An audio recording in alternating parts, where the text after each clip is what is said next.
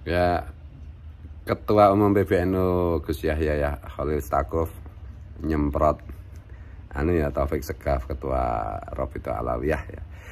Ya menurut saya memang Ketua Robito itu Taufik Segaf itu ya ikutilah Gus Yahya. Taufik Segaf kan bilang waspadalah ulama-ulama yang dekat dengan Umaro. Itu dah.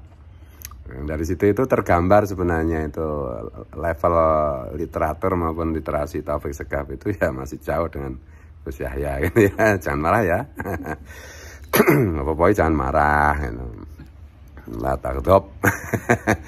Kenapa begitu ya? Itu kan berangkat dari mindset itu kan terbentuk orang yang seperti Taufik Segaf ngomong seperti itu kan berarti literatur dia itu kan kitab-kitab tasawuf yang diproduk dalam yang membicarakan mengenai relasi ulama dan umaro dalam situasi kondisi ketika umaro atau sultan itu zalim, ketika belum ada demokrasi, belum ada kontrol sosial gitu loh.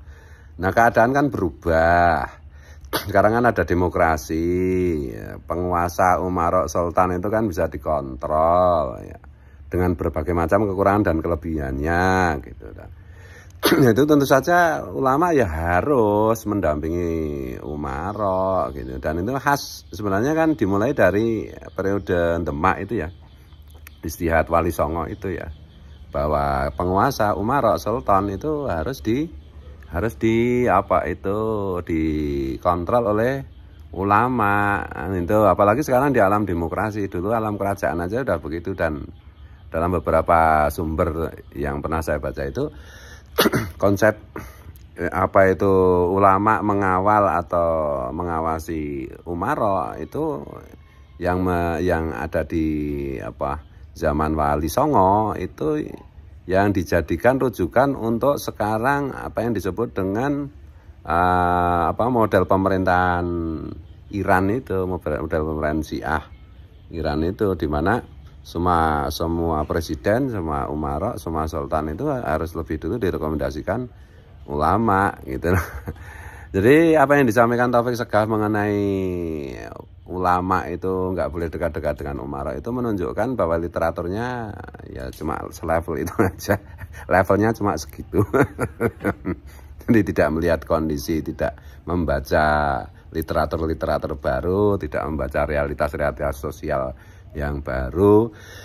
Dan kalau kita lebih jauh lagi ya umaro dan ulama itu dalam zaman Rasulullah sampai Khulafaur Rasyidin kan jadi satu.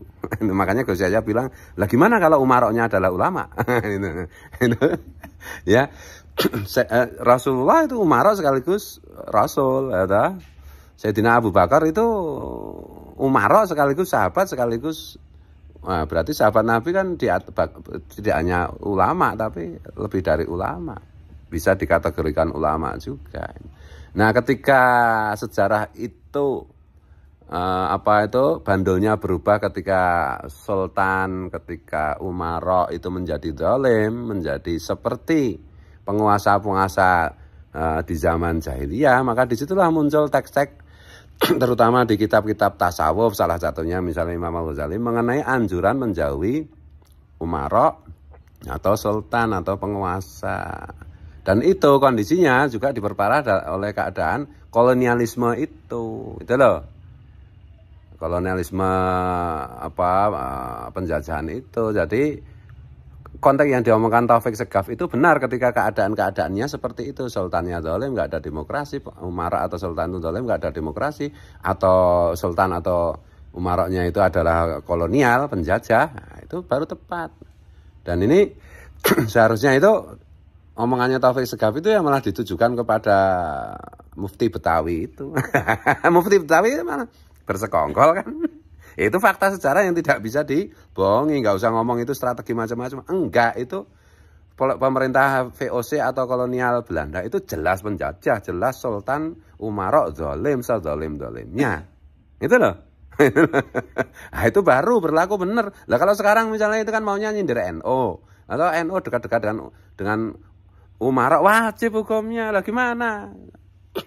Kewajiban mengurusi rakyatnya gimana kalau pemerintah tidak ditemani, tidak diawasi, tidak diarahkan, tidak dideketi, ya nanti yang deketi pihak lain ya nanti terus oh itu apa kuwi jenenge dikuasai oleh oligarki. Lah ya di satu sisi memang loh begitu. Lah kok nggak bikin upaya bagaimana dalam tanda petik itu pemerintah atau penguasa atau umara itu dikuasai ulama, kan harusnya begitu dong.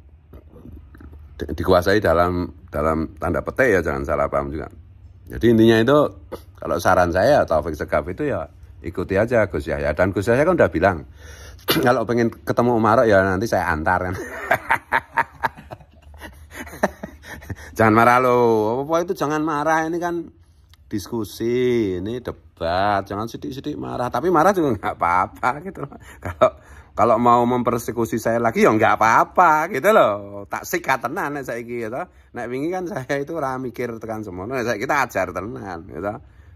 Mau tekan ngendi gitu. Ngono ya.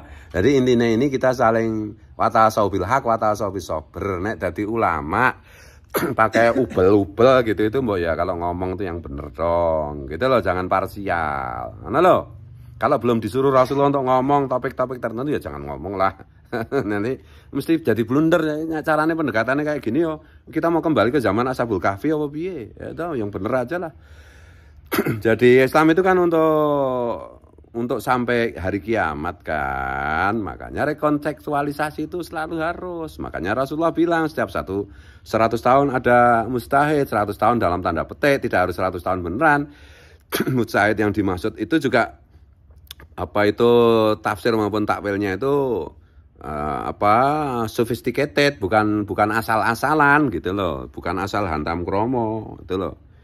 Makanya memang orang itu kalau belum pintar alias bodoh itu kalau ngomong malah ketahuan bodohnya gitu loh, malah ketahuan bodohnya. Maka kalau belum pintar atau bodoh itu ya menurut saya nggak usah bicara lah. Jadi dimaluin di anu publik. Kalau zaman dulu sebelum ada internet macam-macam, kayak ngomong salah macam-macam, yang dengar juga cuma pengikutnya, santrinya sendiri yang percaya penuh, ya nggak ada masalah gitu loh. Loh sekarang ya bicara di publik, di netizen ya pinter-pinter ya. Netizen Indonesia ini sak dunia terkenal paling kritis, paling top ya. Siapa itu? Tokoh-tokoh Malaysia yang kemarin saya ada di video itu ngomong Indonesia makin cepat makin maju, koruptor-koruptornya pada ketangkap macam-macam karena netizen itu loh. Nah, jadi piye ya. Jadi apa ya?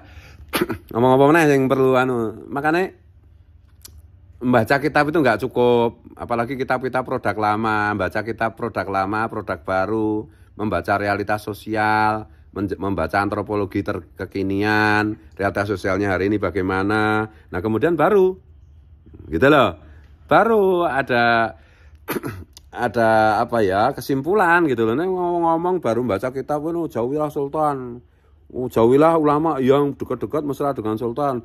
Itu terus mengutip hadis ulama yang mengetuk pintu sultan berarti begini dan begitu. Itu hadis yang menjelaskan seperti itu konteksnya itu sultan yang zalim. Itu loh, sultan yang kejam, sultan yang menjajah. Karena pemerintahannya itu demokrasi yang nggak bisa toh menjajah itu. Gitu? Nggak bisa, apalagi di dalam alam demokrasi itu kekuasaan itu tidak tunggal. Ada legislatif, yudikatif, eksekutif, itu pun misalnya legislatif itu terdiri dari banyak.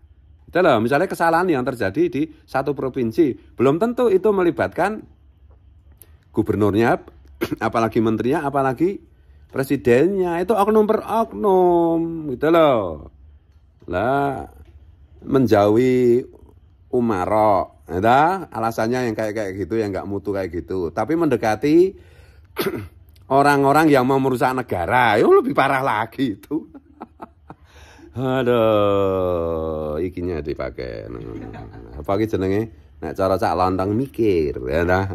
Jangan marah lo, tapi marah juga nggak apa-apa. Tapi yang penting aku nggak marah.